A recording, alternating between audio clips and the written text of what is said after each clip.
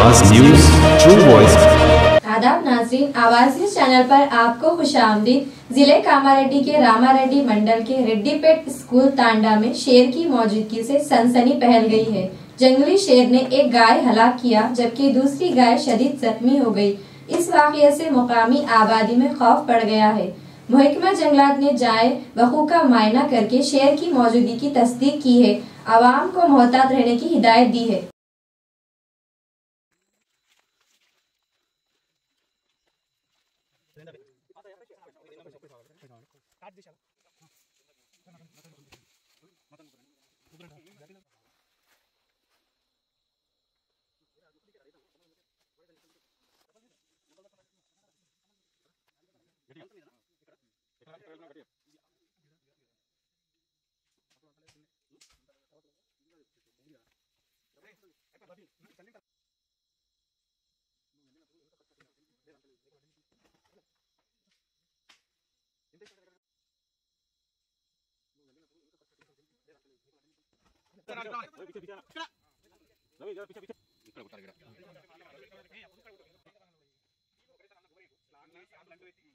Ramachandar veterinary assistant surgeon primary research centre Ramareddy అయితే ఈరోజు around 5 o'clock 5:30 మధ్యలో నాకు ఫారెస్ట్ రేంజ్ ఆఫీసర్ నుంచి కాల్ వచ్చిందండి.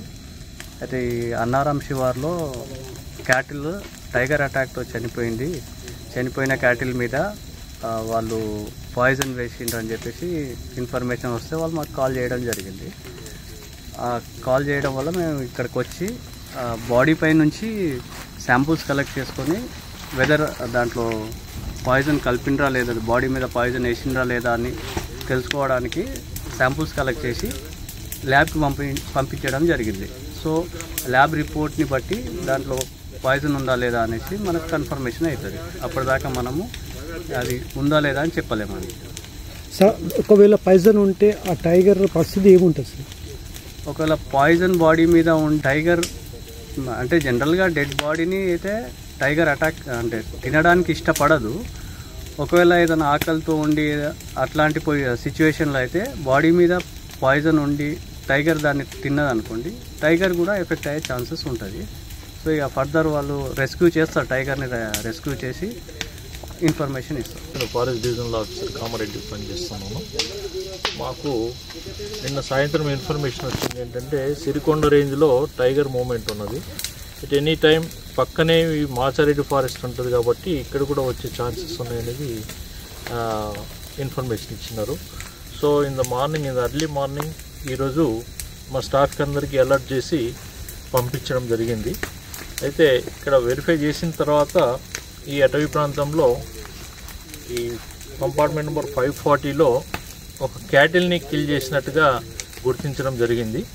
అయితే దాన్ని పరిశీలించిన తర్వాత మా స్టాఫ్ వచ్చేసి దాని మీద పాయిజన్ చేసిండ్రు అన్నట్టుగా ఒక అనుమానంతో మాకు ఇన్ఫర్మేషన్ ఇవ్వడం జరిగింది. వెంటనే మేము వెటర్నరీ డాక్టర్ని పిలిచి ఇక్కడ చూపించడం జరిగింది. సో ఏంటంటే ఒకవేళ పాయిజన్ చేసింటే కనుక మళ్ళీ టైగర్ ఇక్కడికి వచ్చేసి ఆ మాంసం తిని దానికి ఎఫెక్ట్ అయ్యే ఛాన్సెస్ ఉన్నాయి కాబట్టి ఇమీడియట్గా మేము ఈ క్యారికేస్ని అంటే క్యాటిల్ యొక్క కళేబరాన్ని పూర్తిగా దహనం చేయడం జరిగింది. సరే, ఇప్పుడు ఈ మనం గుర్తించారా?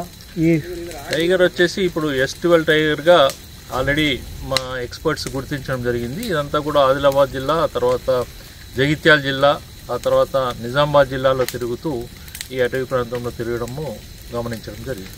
మన ఈ పాయిజన్ మాంసం తిని ఏమన్నా ప్రాబ్లం అయ్యే అవకాశాలు ఉన్నాయా? ఇవన్నీ కూడా ఇన్వెస్టిగేషన్లో బయటపడతాయి. ఏంటంటే దాని యొక్క ప్రభావాన్ని బట్టి, దాని యొక్క క్వాంటిటీని బట్టి అది మనమేమి ఇప్పట్లో ఈ స్టేజ్లో మేము నిర్ధారించలేదు. సార్, వాళ్ళు ఇప్పుడు లెవెల్లో ఉద్దేశం మనం టైగర్ని సేవ్ చేసుకోవాలనే ఉద్దేశం కాబట్టి మొట్టమొదలు మేము ఈ కళేబరాన్ని దహనం చేయడం జరిగింది. దీన్ని డిస్పోజ్ చేసిన తర్వాత రేపు వచ్చేసి మళ్ళీ మేము ఈ అడవి ప్రాంతంలో మొత్తము జల్లెడ పట్టేసి అసలు ఆనవాళ్ళు తెలుసుకునే